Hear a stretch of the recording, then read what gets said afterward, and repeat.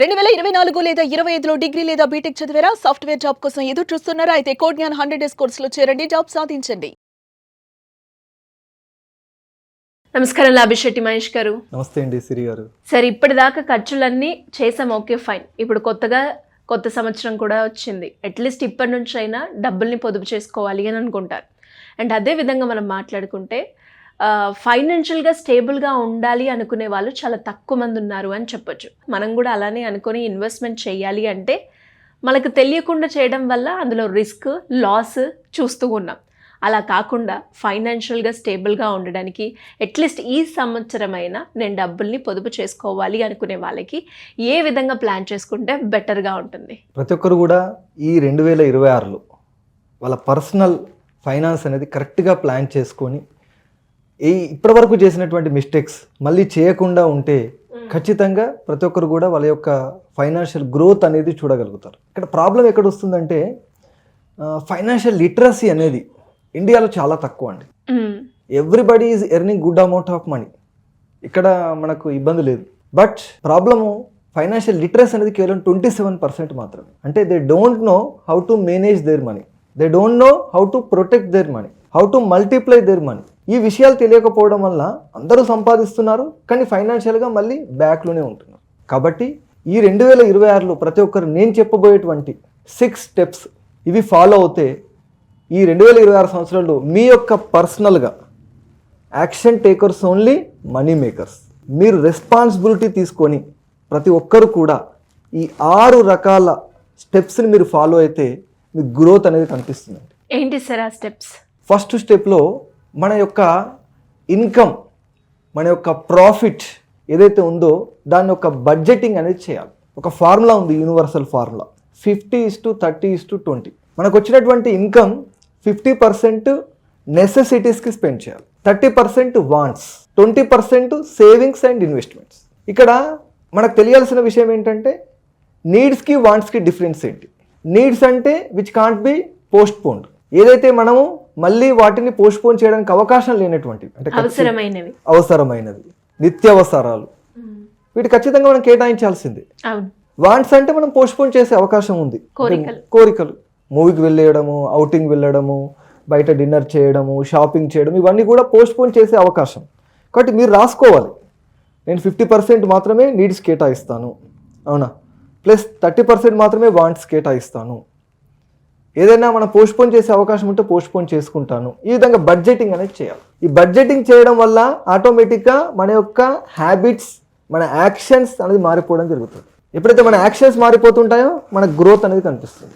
దీన్ని ఇంప్లిమెంట్ చేయాలి ఖచ్చితంగా ప్రతి ఒక్కరు కూడా ఈ సంవత్సరంలో. నెక్స్ట్ సెకండ్ స్టెప్, మనం చేయాల్సినటువంటి ముఖ్యమైనటువంటి అంశం ఎమర్జెన్సీ ఫండ్ అనేది క్రియేట్ చేసుకోవాలి. అనుకోకుండా ఏదైనా ఉపద్రవం ఏర్పడినప్పుడు ఏమవుతుంది, అప్పటి వరకు మనం ఎవరి దగ్గర డబ్బుల కొరకు చేయి చాచినటువంటి మనము ఇంకొకరికి డబ్బుల కొరకు చేయి చాచాల్సినటువంటి అవసరం ఏర్పడుతుంది.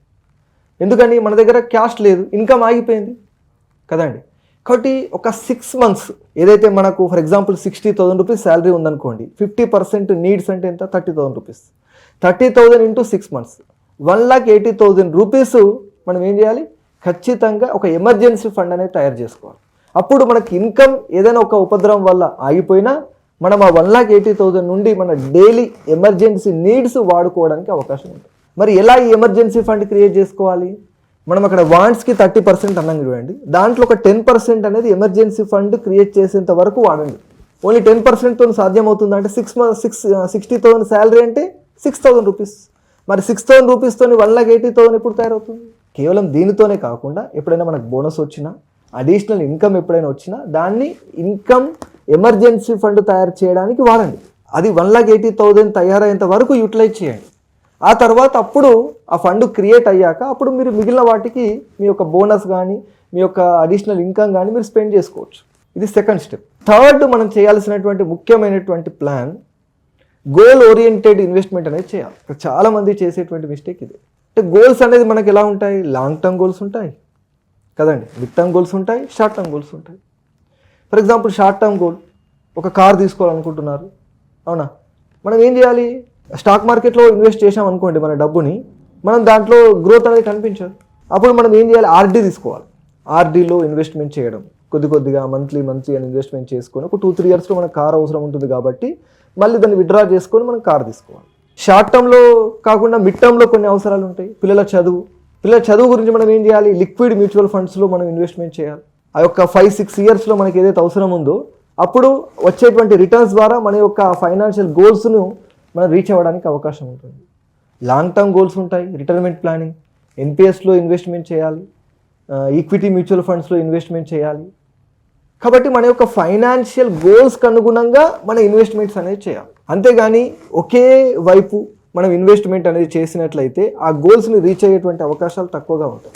మళ్ళీ ఒక్కొక్కరికి ఒక్కో రకమైనటువంటి ఆర్థిక లక్ష్యాలు ఉంటాయి. అవును, ఒక్కొక్కరికి ఒక్కో రకమైనటువంటి క్యాపబిలిటీ ఉంటుంది.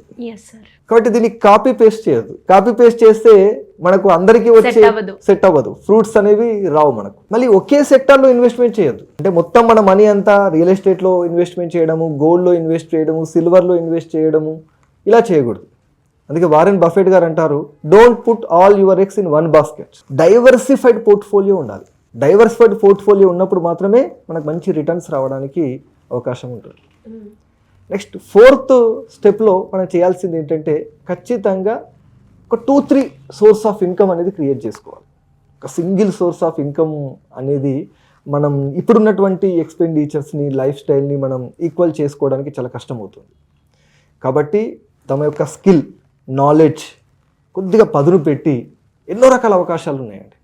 ఈరోజు ఆపర్చునిటీస్ ఇండియాలో చూస్తే నంబర్ ఆఫ్ ఆపర్చునిటీస్ అనేవి కనిపిస్తున్నాయి. ఎప్పుడైతే మీరు ఆ ఆపర్చునిటీస్ని సరైన సమయంలో క్యాచ్ చేసుకుంటారో, గ్రాప్ చేసుకుంటారో, అప్పుడు మనకు ఇన్కమ్ జనరేట్ చేసుకోవడానికి అవకాశం ఉంటుంది. 2-3 టైప్స్ ఆఫ్ ఇన్కమ్ అనేది ఖచ్చితంగా ఈ 2026లో ప్రతి ఒక్కరూ బిల్డ్ చేసుకోవాలి. నెక్స్ట్ 5th స్టెప్ మనం చేయాల్సింది ఇన్సూరెన్స్ అనేది చాలా ముఖ్యమైనటువంటి అంశం. హెల్త్ ఇన్సూరెన్స్ అనేది ప్రతి ఒక్కరికి ఉండాలి. ఒకవేళ హెల్త్ ఇన్సూరెన్స్ అనేది లేదనుకోండి, అప్పటి వరకు సంపాదించినటువంటి హార్డ్ మనీ అంతా కూడా ఒక్క హాస్పిటల్ బిల్తో మనం కోల్పోవడం అనేది జరుగుతుంది.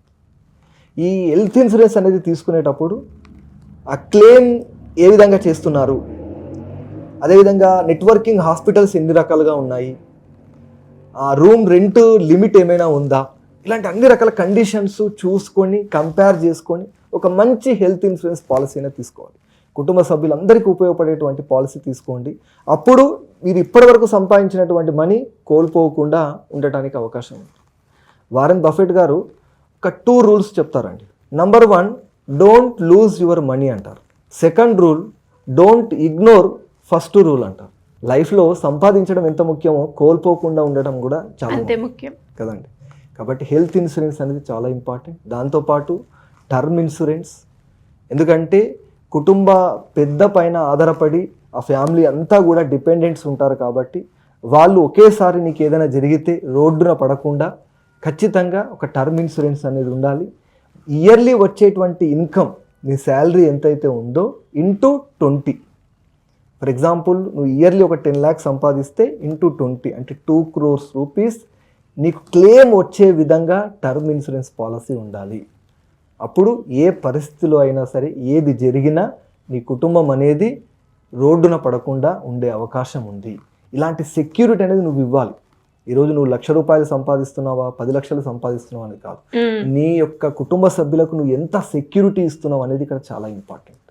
కాబట్టి కరెక్ట్ ప్లాన్ అనేది సెలెక్ట్ చేసుకొని ఒక మంచి టర్మ్ ఇన్సూరెన్స్లో ఎర్లీగా, ఈ హెల్త్ ఇన్సూరెన్స్ కావచ్చు, టర్మ్ ఇన్సూరెన్స్ కావచ్చు, ఎర్లీగా తీసుకుంటే ప్రీమియం తక్కువ ఉంటుందండి. లైఫ్ లాంగ్ అదే ప్రీమియం ఉంటుంది.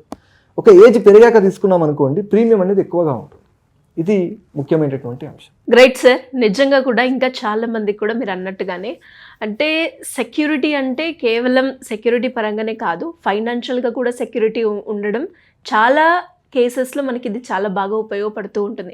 అట్లీస్ట్ ఈ వీడియో చూసిన తర్వాతనైనా ఎవరైనా కూడా ఇంకా ఫైనాన్షియల్గా నేను స్టేబుల్గా ఉండాలి, దానికి మీ గైడెన్స్ కావాలి అనుకునే వాళ్ళు ఎవరైనా కూడా మిమ్మల్ని అప్రోచ్ అవ్వాలి అంటే ఏ విధంగా ఉంటుందంటారు? స్క్రీన్ పైన కనిపించేటువంటి నంబర్ కాల్ చేసిన అపాయింట్మెంట్ తీసుకున్నట్లయితే ఒక tailored structured personal finance planning అనేది నేను ఇస్తానండి. దాన్ని ఇంప్లిమెంట్ చేసుకుంటే ఏ మిస్టేక్స్ అయితే చేయకుండా ఉండాలో భవిష్యత్తులో ఆ మిస్టేక్స్ చేయకుండా ఉంటూ ఏ విధమైనటువంటి స్టెప్స్ తీసుకుంటే వాళ్ళు పర్సనల్గా ఫైనాన్షియల్ గ్రోత్ అనేది కనిపిస్తుందో నేను చెప్తాను. డెఫినెట్గా సార్. అట్లీస్ట్ ఈ వీడియో త్రూ ఎవరైతే ఇంకా ఫైనాన్షియల్ స్టేబుల్ అవ్వాలి అనుకుంటున్నారో, ఇంకా వీటి గురించి ఎలాంటి డీటెయిల్స్ కావాలి అన్నా, మాకు ఇంత బడ్జెట్ ఉంది, ఈ బడ్జెట్లో మేము ప్రిపేర్ అవ్వాలి అనుకుంటున్నాం ఫైనాన్షియల్గా, లేదు ఒకటేసారి లంసంగా మేము అమౌంట్ పెట్టాలి అనుకుంటున్నాం, ఎలాంటి డౌట్స్ ఉన్నా కూడా ఫైనాన్షియల్గా మీరు ఒక స్టేబుల్గా ఉండడానికి ఎలాంటి ఇన్ఫర్మేషన్ కావాలి అన్నా సింపుల్గా కింద స్క్రోల్ అవుతున్న నెంబర్ని అప్రోచ్ అవ్వండి. Thank you sir, thank you so much.